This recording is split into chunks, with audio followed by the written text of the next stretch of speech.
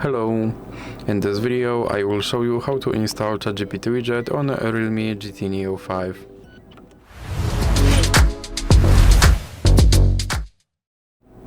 So you have to start by opening your Google Play Store, then click on search bar and type in Wally AI and click search, and then click install.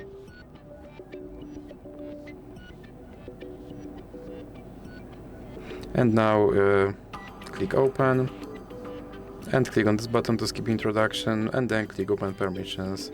Now select the AI assistant and click here to allow this app to display over other apps, and then you can go back. Now go back again and then click start. And as you can see right here, there's my ChatGPT widget, and I can open him and I can tell him to do something.